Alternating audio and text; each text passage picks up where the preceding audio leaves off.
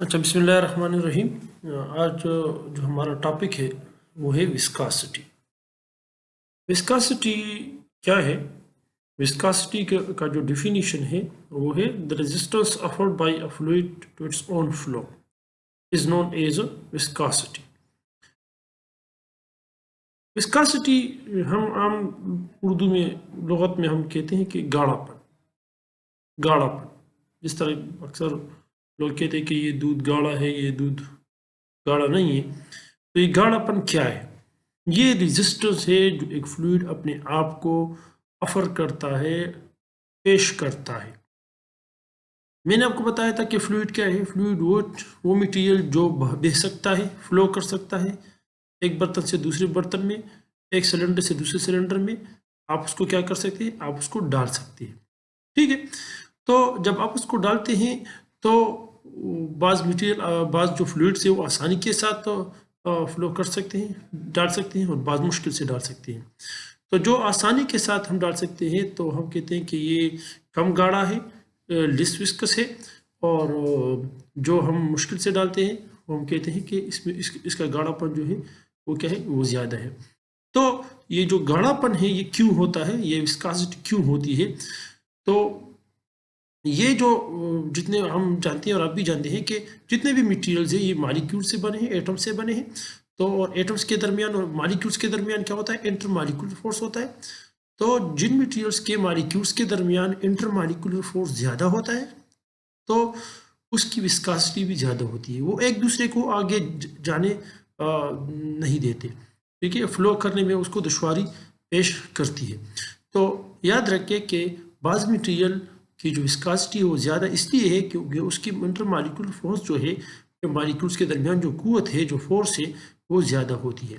और बाज़ की हमारे पास कम होती है। तो जिसके दरमियान जिन मॉलिक्यूल्स के दरमियान जो इंटर मॉलिक्यूलर फोर्स होता है वो कम होता है तो हम कहते हैं कि इसकी विस्कासिटी कम है। और जिसके दरमियान ज़्यादा होते हैं तो हम क्या कहते हैं, इसका ज़्यादा है। तो ये बात तो आसान है, इजीली है। तो इसलिए हम कहते हैं कि ये जो इंटरमॉलिक्यूलर फोर्स है ये रेजिस्टेंस ऑफर करता है, मज़ाहमत ऑफर करता है किसी मटेरियल की फ्लो के लिए, और इसको हम विस्कासिटी कहते हैं। अच्छा, विस्कासिटी जो है ये डिपेंड करता है किन किन चीज़ों पर डिपेंड करता है? दो चीज़ों पर बेसिकली ये डिपेंड करता है। Nature of the fluid of the material, यानी मटेरियल जो फ्लूइड मटेरियल है वो कौन सा है? पानी है, मिल्क है, हनी है। मतलब उसका जो नेचर है वो हर फ्लूइड का अपना एक नेचर होता है, उसका अपना एक केमिकल स्ट्रक्चर होता है। तो याद रखिए कि ये डिपेंड करता है नेचर ऑफ मटेरियल पर। फॉर एग्जांपल, वाटर का अपना एक स्ट्रक्चर है, वो है H2O। तो उसकी उसके एटम्स के मॉलिक्यूल्स के दरमियान इंटरमॉलिक्यूलर फोर्स एक जैसा है। और हमारे पास जो हनी है उनके मॉलिक्यूल्स के दरमियान इंटरमॉलिक्यूलर फोर्स ज़्यादा है, तो उसकी विस्कासिटी ज़्यादा है। और इस तरह मीथेन क्या है, ग्लिसरीन है। तो मुख्तलिफ हमारे पास लिक्विड्स है और उसकी मुख्तलिफ क्या है, केमिकल स्ट्रक्चर्स है, और उसकी मुख्तलिफ नेचर्स है। इसलिए हम क्या कहते हैं कि उसकी विस्कासिटी भी क्या है, मुख्तलिफ है। ठीक है। और इसका हमारे पास एक टेबल है जो अक्सर बुक्स में भी है, नेट पर भी अवेलेबल है। तो हर एक लिक्विड्स की विस्कासिटी क्या है, वो मुख्तलिफ है। इसलिए मुख्तलिफ है क्योंकि उसका जो केमिकल स्ट्रक्चर है वो मुख्तलिफ होता है। दूसरी जो चीज़ है जो डिपेंड करता है वो है temperature given to the fluids. Temperature पर डिपेंड करता है। ठीक है। आप किसी मिट्टी आप अगर जब किसी मटेरियल किसी फ्लूइड को आप टेम्परेचर देते हैं, सो क्या होता है, by the rise in temperature of the fluids the intermolecular force decreases and the viscosity decreasing and vice versa. ठीक है।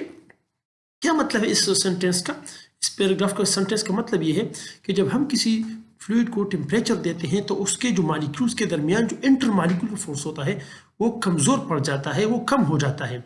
और कम होने से उसकी विस्कासिटी क्या होती है, उसके लिए जो मुज़ाहमत है जिसको हम विस्कासिटी कहती है वो कम पड़ जाती है। फिर वो आसानी के साथ क्या करता है, मूव करते हैं। इसका एक अच्छा एग्जांपल जो है वो हनी है, जिसको हम शहद कहते हैं। तो अगर सर्दियां हैं, आजकल जो सर्दियां हैं, तो सर्दियों में हनी को मतलब एक बर्तन से दूसरे बर्तन में डालना मुश्किल होता है। तो अक्सर लोग उसको फिर क्या करते हैं, फिर उसको गर्म करते हैं। इसलिए गर्म करते हैं ताकि उसकी जो विस्कासिटी है, उसका जो गाढ़ापन है वो कम पड़ जाए और वो आसानी के साथ हम क्या कर सकते हैं, एक बर्तन से दूसरे बर्तन में उसको हम डाल सकें। तो याद रखिए कि जो विस्कासिटी है वो डिपेंड करती है टेम्परेचर पर। टेम्परेचर के बढ़ने से विस्कासिटी क्या होती है, वो कम हो जाती है, डिक्रीज होता है, क्योंकि वो टेम्परेचर बढ़ने से इंटरमॉलिक्यूलर फोर्स क्या होता है, वो कम हो जाता है। और इस तरह टेम्परेचर कम होने से इंटरमॉलिक्यूलर फोर्स ज़्यादा हो जाता है और विस्कासिटी क्या होती है, वो बढ़ती है। ठीक, तो ये हमारे पास क्या है, ये विस्कासिटी की जो डिपेंड है वो उस पर है। अब आते हैं जो दूसरा हमारा टॉपिक है वो है कोएफिशिएंट, इसके साथ जो लगा हुआ मतलब मुंसलिक टॉपिक है वो है coefficient of viscosity. Coefficient of viscosity क्या है? The numerical value of resistance to the flow of fluid. ये हम कह सकते हैं कि the numerical value given to the viscosity या resistance to the flow of a fluid. देखिए हर चीज का अपना एक कीमत होता है। जिस तरह हम कहते हैं ग्रेविटी की अपनी एक कीमत है, ग्रेविटी एक्सेलरेशन का अपना एक वैल्यू है, ठीक है।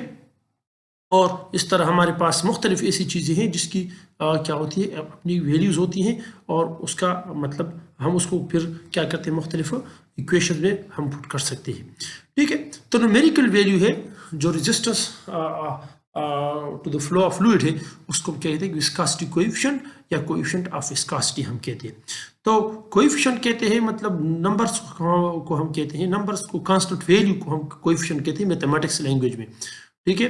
जिस तरह हम कहते हैं 2x², तो ये 2 जो है यहाँ पर ये क्या है, कोएफिशिएंट है, और ये 2 क्या है, कांस्टेंट भी है यहाँ पर। तो याद रखें कि हमारे पास जितने भी मटेरियल्स है हर एक की अपनी विस्कोसिटी है और हर एक की अपनी विस्कोसिटी का क्या है, कोएफिशिएंट है, ठीक है। हर एक की विस्कोसिटी की क्या है, अपनी वैल्यू है। फॉर एग्जांपल वाटर है, तो वाटर की जो वैल्यू है, वाटर की कोएफिशिएंट है, वैल्यू है, वो अलग है। जो दूध है वो मिल्क वो अलग है, और जो हमारे पास हनी है वो अलग है, ग्लिसरीन है वो अलग है, और हवा के लिए भी अपने। तो इसका एक टेबल है जो नेट पर भी अवेलेबल है, आप देख सकते हैं। आप गूगल में आप सर्च कर जाएं तो आप उधर लिख सकते हैं कि coefficient of viscosity for different fluids, तो आपको टेबल वो देंगे और आप टेबल वो इजीली क्या कर सकते हैं, फिर आप स्टडी कर सकते हैं। तो वहाँ पर आपको मुख्तलिफ वैल्यूज क्या होंगी, वो मिल जाएगी। अब यहाँ पर हम इसको रिप्रेजेंट करते हैं ईटा से। ये जो ईटा है ये ग्रीक अल्फ़ाबेट है, जिस तरह अल्फ़ा, बीटा, गेमा वगैरह वगैरह, थीटा है, पाई है, ठीक है ना, और क्या है। तो ये एन ईटा जो है ये हमारे पास क्या है, ये एक अल्फ़ाबेट है, ग्रीक अल्फ़ाबेट है। तो हम इसको क्या कहते हैं, रिप्रेजेंटेशन के लिए करते हैं। इसका जो यूनिट है वो है न्यूटन सेकंड पर मीटर स्क्वायर, या इसका दूसरा जो हम यूनिट हम क्या कर सकते हैं, वो हम लिख सकते हैं वो केजी पर मीटर पर सेकंड। ये दोनों यूनिट यूज़ हो सकते हैं और हम यूज़ करते हैं, ठीक है। तो ये मेरे ख्याल में इसमें इतना कोई मुश्किल बात नहीं है। तो आपने इसको क्या करना है, आपने इसको स्टडी करना है, और आपने जिस टेबल की मैंने आपको जिक्र की, आपने वो टेबल लाजमी क्या करना है, आपने देखना है, ठीक है।